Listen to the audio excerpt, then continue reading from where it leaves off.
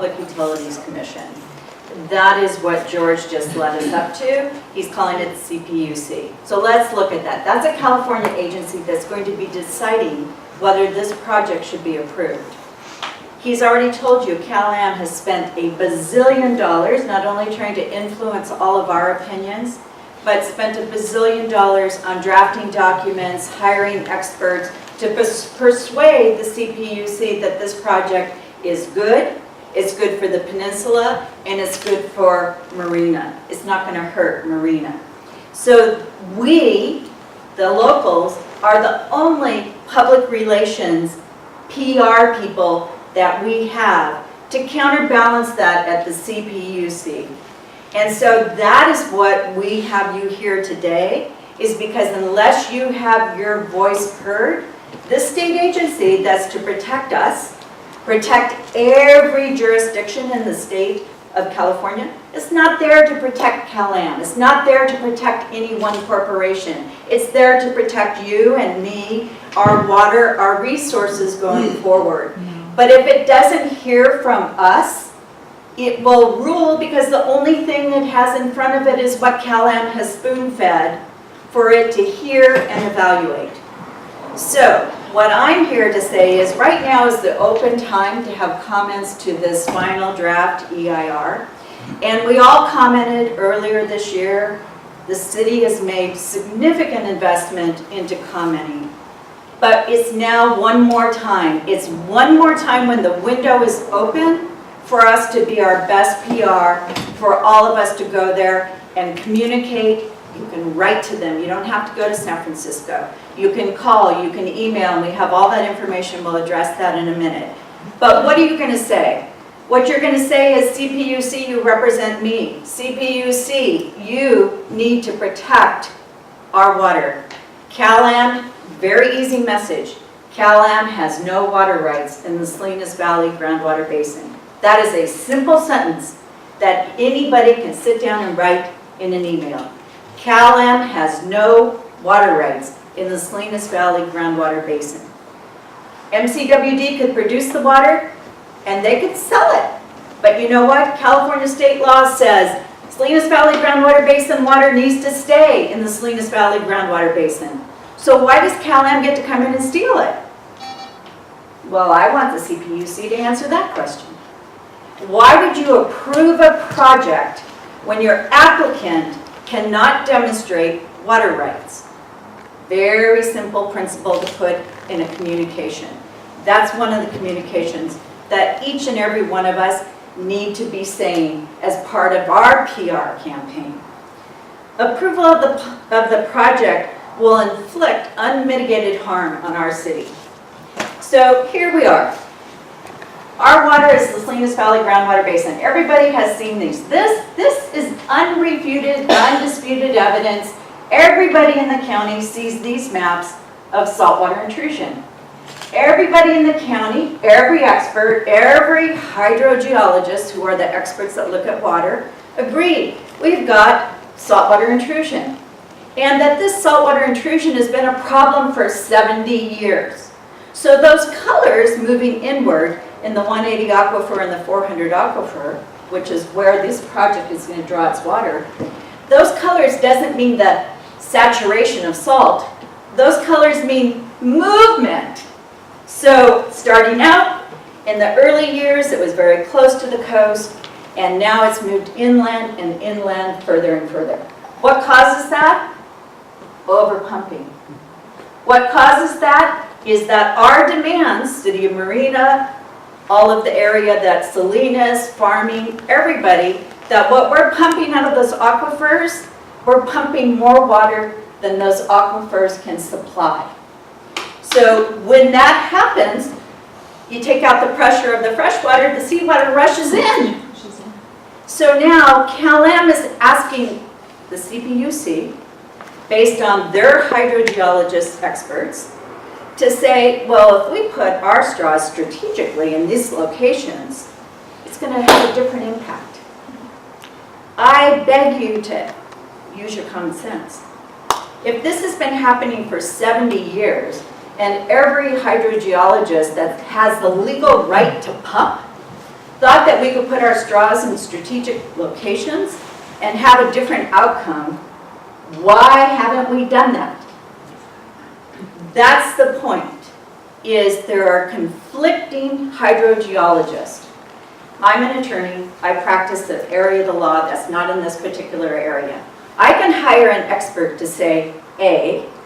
I hire an expert saying, you know, I really want you to come out that this is the outcome, this is the value of a business, for example. I might hire expert B that I know is going to use a little different strategy and come in at a different outcome. Cal-Am has paid very well for experts. Marina Coast Water District came in and said, we're going to hire Rosemary Knight, her bevy of scientists, to come up with a different study. The key point that I want all of you to write in your letter to the CPUC is Rosemary Knight's study may be not the silver bullet to stop this, but I want you to let them know that the hydrogeology studies that were done by Cal-Am and the proponents is not conclusive. It is controversial as well. There's conflicting evidence, conflicting interpretations. And that conflict, when you're dealing with water and long-term water supply that you're going to sacrifice, how can you err on the side of, oh well, let me pick one. Okay, I like yours. The standard of review at the CPUC is they just need to have a hydrogeologist, they just need to be able to support a decision. But remember, these people are just like you and I. They're not experts. They're people that are appointed to a commission that might have some interest in the area, some expertise, but they don't have the expertise to really know that the outcome of this decision to accept Cal-Am's hydrogeology will not harm Marina's water. That's what I need you to tell them. You're not clairvoyant. Wish you were, but you're not. And the problem is, because that standard of review is so low, when you're talking about the catastrophic outcomes, that the seawater intrusion is going to be exacerbated, that Marina will not have a long-term sustainable water supply, that there will not be a long-term sustainable water supply to do the development on former Fort Ord. That's catastrophic. It should be catastrophic enough for people to act with caution. So my question to the CPUC in my letter is, where is the science that you can rely on? Nobody's given it to you. If you don't want to believe MCWD's expert, how can you believe Cal-Am's expert? And controversy is true also. But as citizens, as CPUC, being your representative, shouldn't they be able to answer that with more than just a guess? More than just the persuasion, but to be able to say there's going to be no harm. So let's talk about that harm. Cal-Am says, oh, our experts say there's going to be no harm. So in your letter, when you're writing to the CPUC, if harm happens, if you're wrong and you let this project go forward, it's irreversible. It's irreversible. See this? We've never moved the needle backwards. The harm, the lack of water is irreversibly harmful to us. And the damages are immeasurable. So if the City of Marina sues because we don't have any water, we sue Cal-Am, what do we get paid? Do I get paid for everybody's house value deteriorating? Do we get paid for the difference in the cost of our water, that instead of being $100 a month, it's $500 a month? Times all of this? And who pays that? Well, Cal-Am maybe. But if you live on the peninsula, Cal-Am, you're a client, you should be part of my PR team, because what you're going to pay for is the cost of the project, the cost of your water, the cost of the water that you have to give back to us to replace fresh water, plus the damages that all of us are incurring because you've harmed our water. Those are risks that if I lived on the peninsula, I would be saying I'm not willing to take. And that's why the peninsula needs to be part of this PR team that I'm asking all of us to be. So I'm going to include there's so many other points, but I think my time is about up. But I'm hoping that you hear this loud and clear, that unless I get every one of you to pick up a pen, sign a letter, send an email, or make a telephone call, there will be no change in the outcome, and the project is just headed down the steamrolling down this path. The CPUC needs to hear from every one of you. They need to hear from your neighbors. They need to hear from your friends. The message doesn't need to be long. It doesn't need to be complicated. It doesn't need to be based in science. It's simply they have no water rights, and there will cause irreparable harm to Marina's water. The scientific evidence does not assure us that this is a safe project to go forward. There's my time.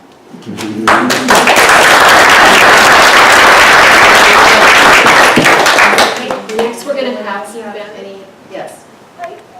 Excuse my naivete, but from listening to all the expert speakers here tonight, it just seems to me that if this organization that is does not really have water rights in the CEMEX Valley wants to just basically take the water and not return any of it to us and not provide any protection, to me it seems like, doesn't it violate our constitutional rights? It just seems like some kind of really basic violation that really seems like a very completely legitimate basis for a lawsuit. Yes, we all feel that way. Is that not the case? That is the case. That's exactly That is the case. I used to be shocked about the CEMEX and wondering how could that be happening this day and age. Well, that was a simple one, and I'm now, as you are saying, I can't believe this. This is even worse than that. So yes. Does anyone want to say anything about that other than to confirm you are right? Your gut is telling you the exact right thing. Kathy, I can just add a comment on Tom Moore, President, Marina Coast Water District Board of Directors. I think we would all collectively, perhaps even Cal-Am, want to avoid litigation, at least I should hope so, because if we go into this litigation, there will probably be something like 40 to 60 attorneys working for a dozen or 2 dozen other clients. The litigation will last 4 to 10 years, probably. It will cost a horrendous amount of money. Marina Coast is already into litigation with Cal-Am and the county who sued us in the past to the tune of multiple millions of dollars, unfortunately coming out of our ratepayers' pockets.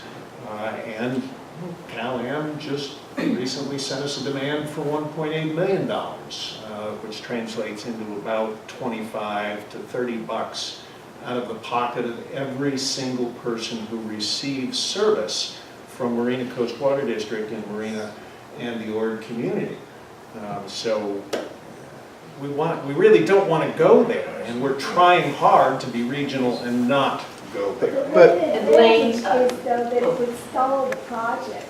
If it stalled it for 10 years, at least that would be one. The problem is that we don't have any water, and Cal-Am, or Well, what I can tell you is, your exact point is we have very basic rights that are guaranteed to us. And what the City of Marina is doing with our legal team, with the briefs that we'll be filing and everything that we're doing, is we're going to be doing everything within our power to guarantee that our rights are protected. And if that means that we have to go to court, then we will go to court. But we are doing everything within our power to guarantee exactly what you said. And I think the point that someone made over here is that we don't have water, and I'm assuming you're from the peninsula. And right. Okay, I thought you were from the peninsula, because we don't want to have that fear mongering that the peninsula won't have water. Keith has told us that there are absolutely options available that include even MCWD helping out in that situation. So we need to balance that perspective and not, buy into, oh my gosh, we have to get off the Carmel River and there is no other options. There are. Yes. Well, I was just wondering, the whole thing is this CPCN.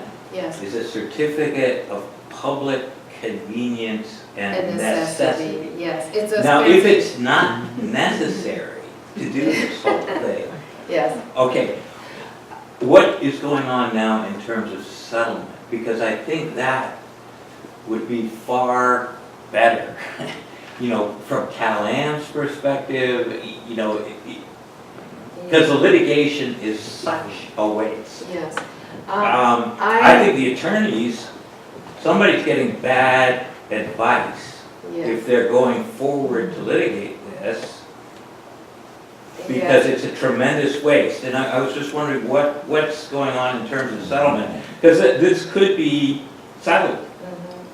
Do either of you two want to address that? There's two tracks, okay? There's this environmental impact report that we're talking about now, and then there are these other legal proceedings called evidentiary hearings, and then they're two parallel tracks, and both of them are very complex. But would you like to say anything about that? I think that everybody is still, there are multiple parties in this action.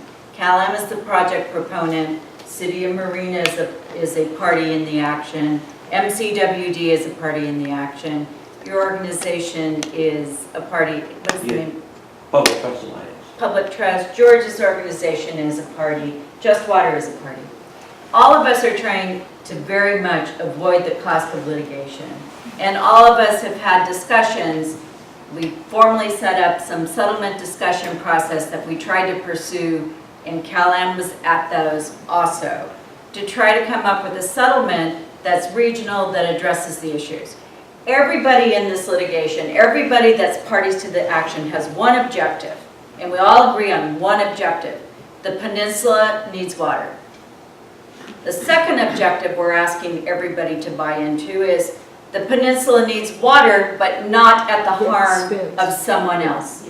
And we're trying to come up with settlements that meet both those dual objectives.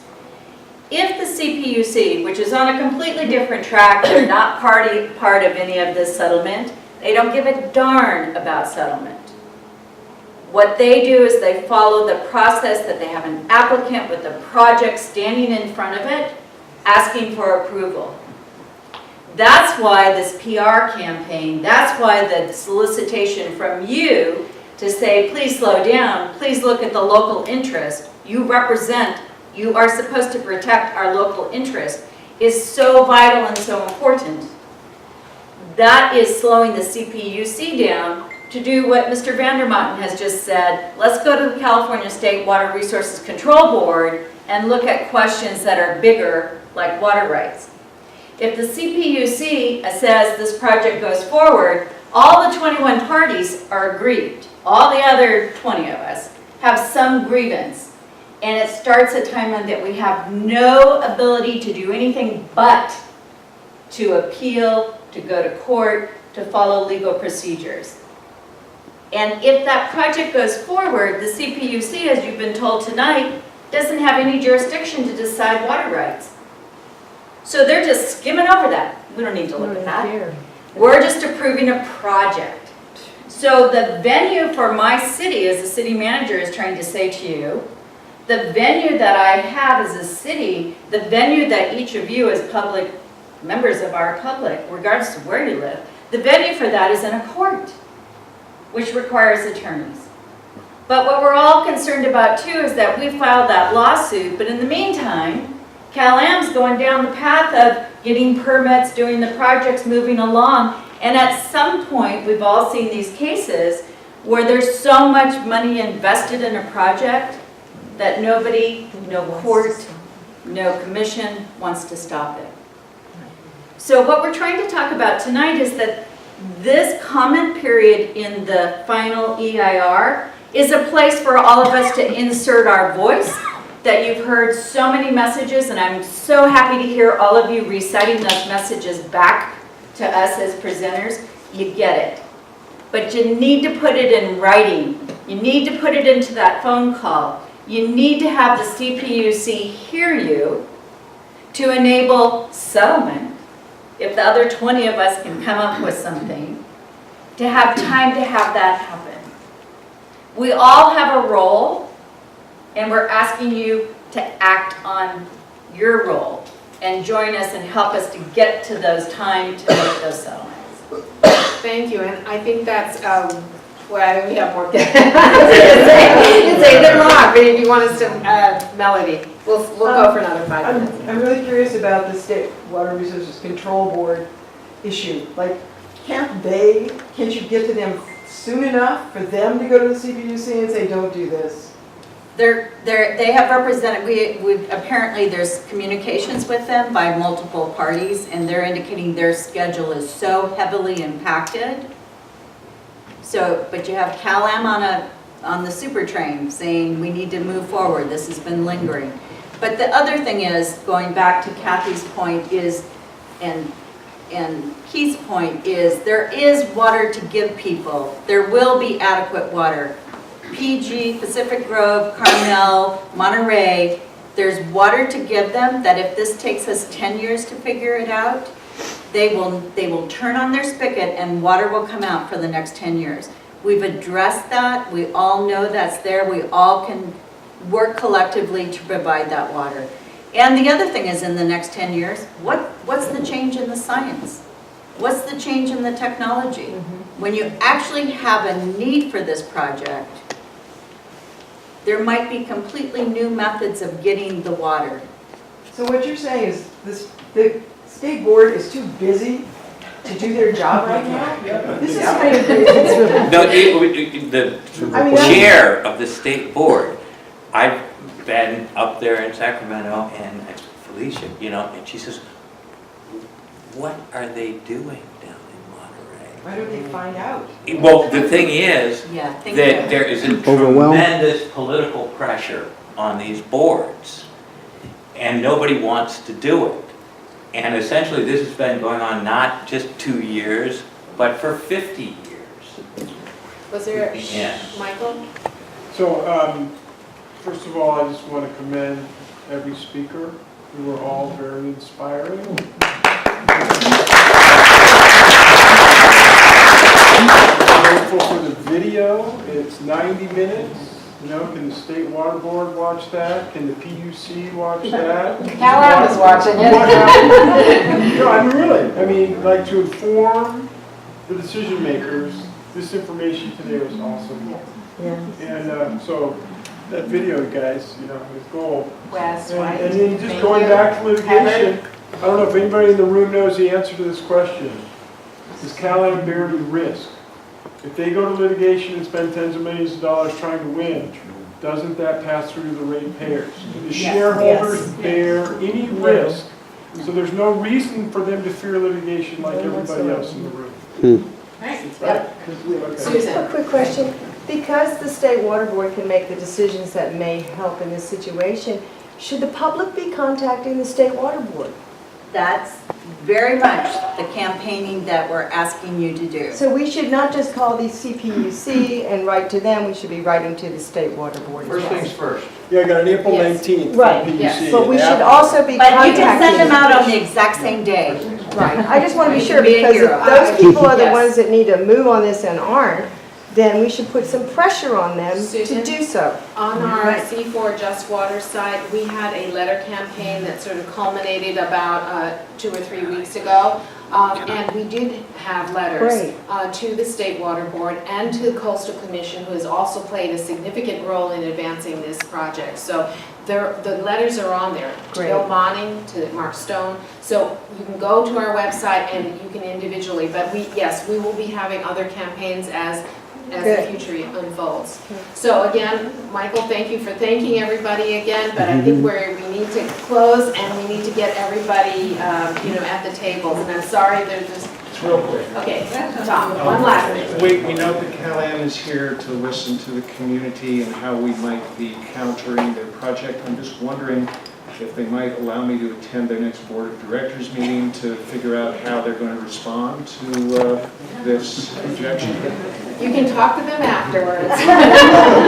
Okay, thank you all very much for coming. Appreciate it so much. And please go to the